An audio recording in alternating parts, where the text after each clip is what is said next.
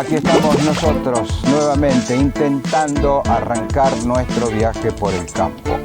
Bienvenida musical mediante paisajes de la República Argentina habilitan el inicio de este nuevo capítulo.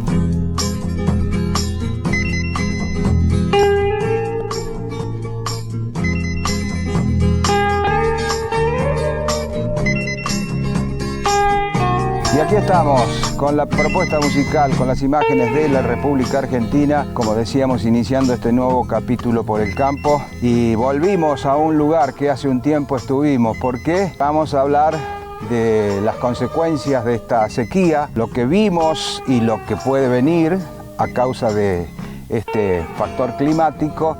Y también en el medio vamos a estar hablando de ganadería con la gente de Talano Hermanos. Nos vamos a conectar desde aquí virtualmente. Y aquí recibimos a quien casi ya es nuestro consultor privado, Juan Pablo Ioele. ¿Cómo estás?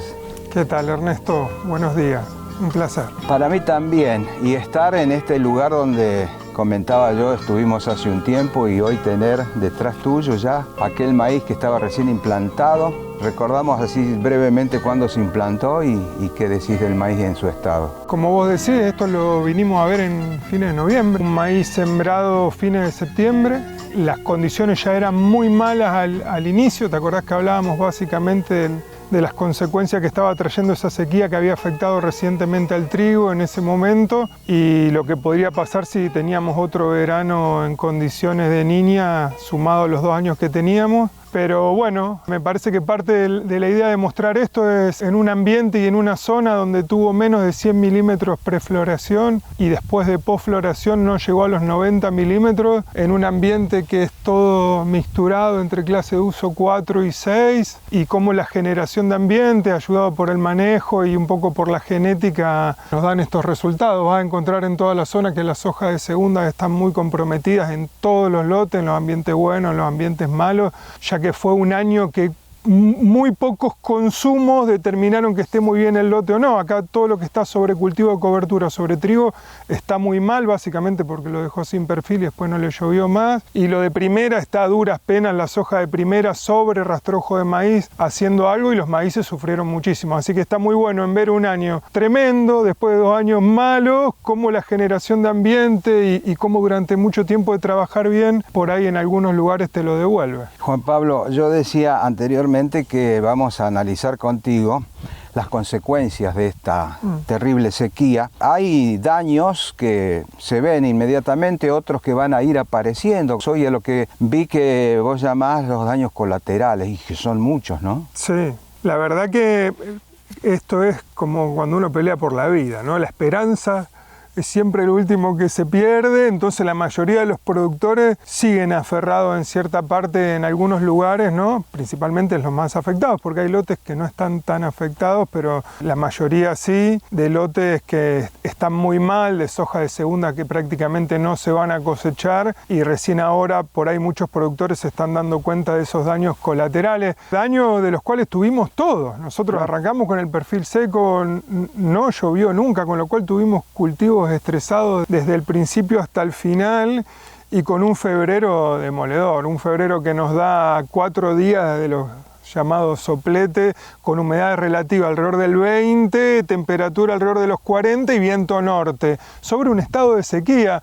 Fue tremendo, fue pasar un secador de pelo. Y aquel mediado de febrero, un fin de semana, me acuerdo que la sensación térmica pasó a los 40 y pico. Sí, bueno, ese viernes, sábado y domingo es tremendo, porque la sensación térmica superaron los 45, 46 grados, tuvimos temperaturas alrededor de 40, humedades relativas alrededor del 20%, son condiciones de evapotranspiración máxima en un escenario en el cual te invito a que levantemos raíces después para que veas lo seco que están esos primeros centímetros del perfil, que son con los que ha convivido el cultivo, porque al no tener perfil las raíces no crecen buscando agua, sino que crecen con agua, así que desarrollaron un perfil de exploración radicular muy pequeño en esos primeros centímetros, que vivieron entre unos 10, 15, 20 días de nada, 10 de algo, en momentos en los cuales transcurrían los periodos críticos del cultivo. Las hojas ya estaban todas en reproductivo, tanto las de segunda que estaban en R1, R2, ponele las que menos se vieron afectadas, pero sojas de primera en R4, R5 en sus periodos más críticos. Vi quemarse maíces tardíos en esta zona. He visto fotos en Montebuey, ¿no? Una cosa que no la vi nunca, todo lo que es la Ruta 6, si vos pasás el río Saladillo hasta Cruz Alta, no solo las hojas de segunda están quemadas, sino que te vas a encontrar con lotes de maíces tardíos quemados en vegetativo, una cosa que no pasó nunca. Bueno, y hubo maíces quemados en noviembre por heladas, luego en febrero por altas temperaturas, y como si esto fuera poco, en febrero llegaron heladas y grandes granizadas también. Pero quería seguir con esto de los daños colaterales, porque arranca el daño con el productor, pero detrás del productor está el transportista, el contratista, el acopio y sigue la cadena, ¿no? Está muy bueno lo que decís, porque no solamente ver los daños colaterales en cómo repercuten sobre el productor, sino en toda la comunidad productiva, porque en definitiva todos nos necesitamos. Y tenés el contratista que va a cosechar de nuevo un año malo, que no se cosechó casi trigo, consecuentemente el que fleta todo eso cosechado, ya trabajó muy poco el flete en el invierno, va a estar por debajo del 50% de la expectativa de lo que se pensaba. Hay mucha gente endeudada pensando en cuotas para ver cómo va a poder pagar tanto esa maquinaria que es el contratista como el camionero, y se va a encontrar con muchísimo menos ingresos, con daño de reparaciones muy altos encima para los costos que tenemos hoy. Los acopios van a copiar mucho menos, o sea, hay menos volumen, se mueve mucho menos el interior, no solamente se recauda menos desde allá. Claro, y como para cerrar, comentamos muy rápidamente que todo esto que estás diciendo reduce significativamente lo que va a ser la cosecha de soja, por ejemplo. Ya hay informes de las bolsas que no llega a 30 y pico. Sí, a 33. Sí, lo esperado. Para los que estamos dando vuelta arriba de los lotes desde octubre, lo esperado.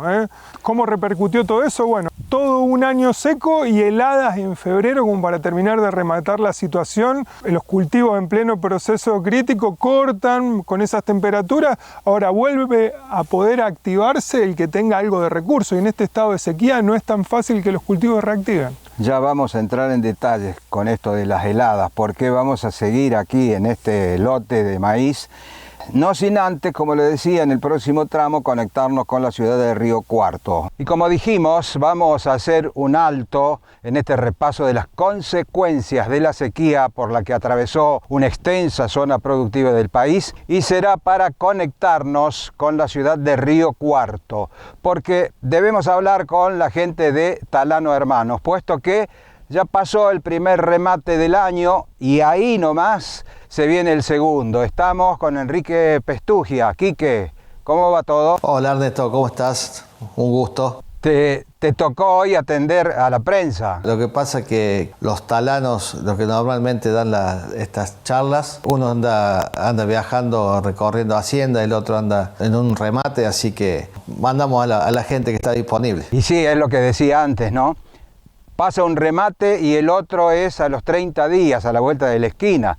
Pero el trabajo sigue para repartir lo que se ha vendido, para comenzar a juntar para el próximo. Exactamente. Y mira, justamente ahora estamos cargando y en los mismos momentos, cuando se puede, ya estamos filmando para el próximo remate, que bueno, va a ser el próximo 17 de marzo. Estamos tratando de hacer trabajo en simultáneo para tener ya los videos disponibles lo más rápido que se pueda. Sí, claro, hay una frase hecha que dice: sin solución de continuidad, todo sigue. Bueno, Quique, pasó el primer remate, como decíamos, ¿cubrió las expectativas que se tienen en la reanudación después de un corto receso? Mira, fue un remate muy lindo, salió muy bien, con una buena demanda por parte de los compradores. Los precios estuvieron acorde a lo que era el mercado, se mantuvo la tendencia, no hubo ningún precio exorbitante, digamos, que haya salido fuera de lógica, ¿no? No hubo sorpresas, digamos, porque veníamos analizando, dijo el mosquito. Decían los especialistas que este aumento que tuvo el ganado en pie allá por fines de año, principios de no se sabía qué iba a hacer, si iba a encontrar su techo, su piso, pero aparentemente por lo que me decís ahora encontró la meseta, ¿no? Sí, sí, por ahora digamos creo que estamos dentro de un precio lógico, digamos el gordo se está sosteniendo, así que el mercado se está como estabilizando. Bueno, y ojalá que así sea aquí, que estoy recordando que en la nota previa a este primer remate que pasó, se hablaba de 2.000 cabezas por aquel entonces y decíamos, pero algo más va a aparecer, y pasaron las 5.000, ¿verdad? Sí, exacto, fueron 5.000 cabezas, donde tuvimos 2.500, algo así en terneros. Después tuvimos buenas calidades de vacas preñadas, vaquillonas preñadas, vacas con cría.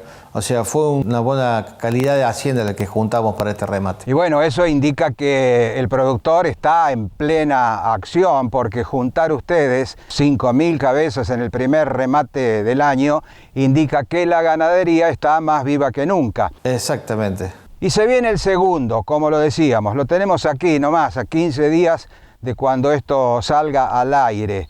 ¿Pensás que tendrá las mismas características que el pasado? Mira, yo creo que la tónica me parece que va a ser muy parecida. No sé si llegaremos a las 5.000 porque digamos por ahí el techo es muy alto, pero calculo que deberíamos andar en unas 4.000 cabezas. Pero bueno, viste cómo es esto, este es el día a día y hay que ir viendo el mercado. Y gracias a Dios ayer acá en Río Cuarto llovió, así que unos 20 milímetros que todo acompañe.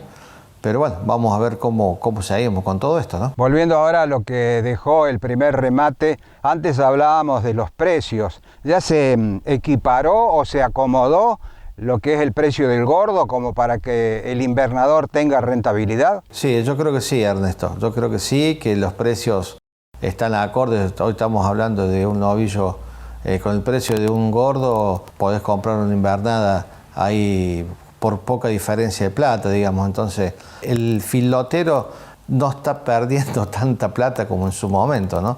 Le está saliendo un poquito más redondo. El problema que tenemos ahora, Ernesto, es que arrastramos la sequía y nos vamos a encontrar con que no tenemos granos a futuro. Entonces, eso también conlleva un poco todo este dilema que va a pasar con el tema del precio de la hacienda, ¿no? Y sí, justamente lo que hablábamos en el primer tramo con el ingeniero Joel, y en el próximo lo vamos a detallar más aún, las consecuencias de la sequía que vamos descubriendo con el paso del tiempo. Algunas consecuencias son visibles y otras aparecen con el desarrollo de cada producción. Bien, Quique, se viene el próximo remate. Trataremos de persuadir a quienes quieran consignar hacienda que soliciten la filmación con su debida anticipación. Exactamente, nosotros le pedimos a los productores que quieren consignar con nosotros, que nos avisen con anticipación, así nos llegamos al campo, organizamos, filmamos y le damos prioridad, digamos, para tener la hacienda en la página para que la gente lo pueda ir viendo. Recordarles que nuestro próximo remate va a ser el 17 de marzo a las 14 horas por Canal Rural y en las instalaciones de la Sociedad Rural de Río Cuarto. Y las condiciones comerciales, como lo venimos manifestando siempre, ¿no es cierto? Cheque pago diferido, tarjetas rurales, plan canje cereal, y productor que nos quiere pagar con Hacienda Gorda, también está esa posibilidad. Y en realidad son las condiciones comerciales características de Talano Hermanos. Bueno, Quique, te agradezco este momento que te has dispuesto allí frente a la cámara del amigo Darío Astudilla, a quien le mando un gran saludo y agradecimiento, porque este trabajo que estamos haciendo no lo podríamos realizar sin su participación. Un saludo grande y mis deseos para que el próximo 17 de marzo repitan el éxito del primer remate. Ojalá, Ernesto, ojalá. Muchas gracias por la entrevista y bueno, estamos a tu disposición para lo que sea y bueno, serás bienvenido si andas por acá por Río Cuarto para el 17 de marzo. Ya veremos de hacernos una escapadita por allá. Muy bien, saludos para todo el equipo y buen trabajo. Dale, Ernesto. Un abrazo grande. Chao, muchas gracias. Gracias, hasta luego. Bueno, y recorremos la última parte con el amigo Juan Pablo Joel, como decía. Habíamos quedado, Juan Pablo, en que había maíces quemados por la temperatura en febrero, pero antes en noviembre lo habían quemado las heladas y ahora en febrero volvieron las heladas. ¿Dónde estamos parados?, dijo un hombre. ¿Qué pasó acá? Sí, está buenísima la observación, Ernesto, porque no solo estamos viviendo las consecuencias de un año brutal, como vos decís, que arrancó primavera con helada y seca, después nos dio todo ese soplete durante todo el verano sin nada de humedad, y no llegamos a mediados del verano, en febrero, y nos pega una helada. En ese estado de estrés cuesta mucho. Lo más preocupante de todo es pensar si esto llega para quedarse o si es de este año. Y lo que yo pienso que nos ha enseñado, nos ha remarcado esta situación es la importancia del agua en nuestra vida, ¿no? Sí. La falta de agua. Sí, sí. ¿Qué hacemos si esto sigue como decís vos? Viste que en la primavera habíamos escrito sobre eso, ¿no?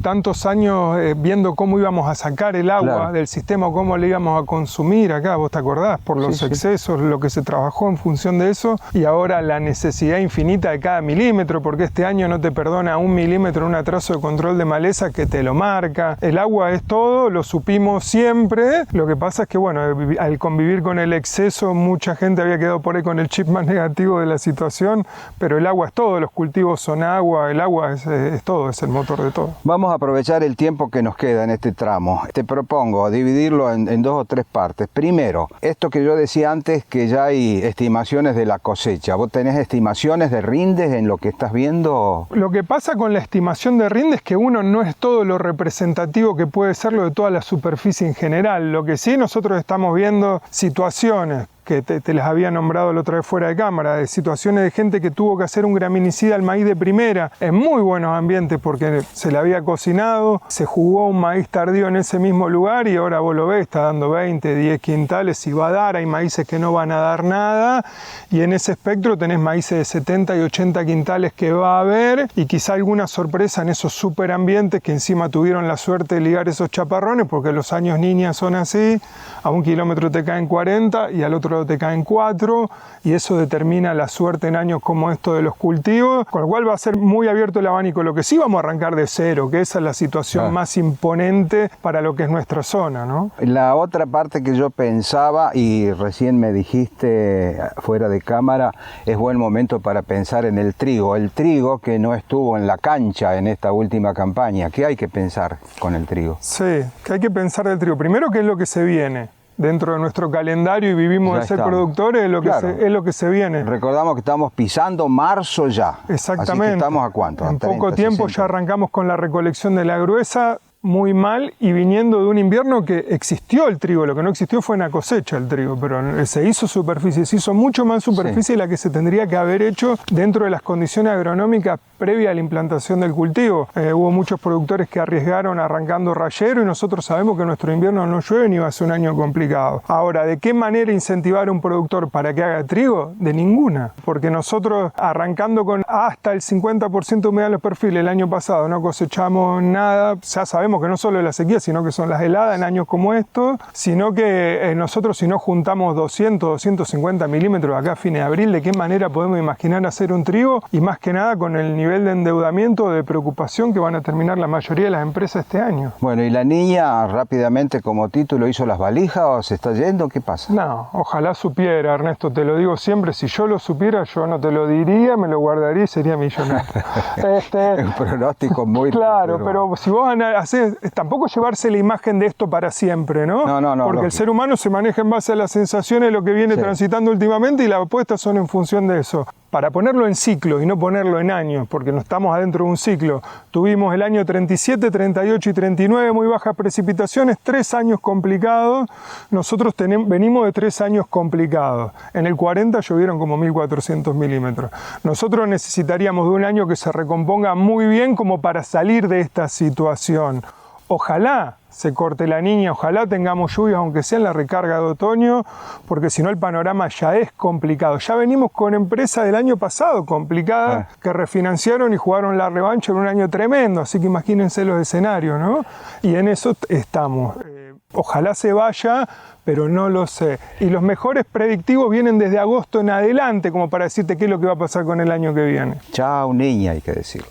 Bueno, vamos a ir cerrando por lo menos la charla con esto que me explicabas antes del maíz y cómo actúa esto del carbono, ¿cómo era? Dentro de los problemas que tenés en años muy secos es que se te produzca protandria muchas veces. ¿Qué es la protandria? Es la desincronización entre la salida del polen de la flor masculina con la de los estigmas de la flor femenina abajo. El transporte de ese polen hacia la planta. Claro, que depende de las condiciones de estrés. El polen vive 20 minutos, lo tenemos 8 días nada más. O sea, se tiene que dar que no se deshidraten los estigmas. Este año, gracias a Dios y a la genética que tenemos y las condiciones de estrés, lo que menos se vio fue protandria. Pero sí se encuentran situaciones de pluriespigas, por ejemplo, de que se arma la flor femenina, tarda en venir, ausencia de polen, vuelve a tirar otra espiga, son todas infértiles y eso es una de las cuestiones que pasa. Puede pasar también que te la colonice el carbón, ¿no? Esos estigmas, entonces vas a encontrar esas espigas infladas con granos llenos de carbón adentro,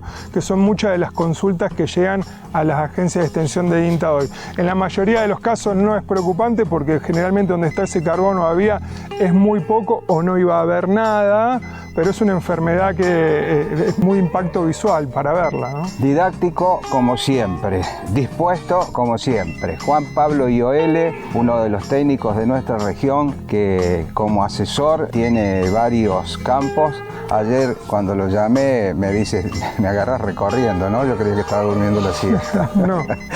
¿Te quedás para la despedida como siempre te pregunto? Dale, Ernesto, un placer. Vamos a buscar la despedida con estas imágenes y con esta música.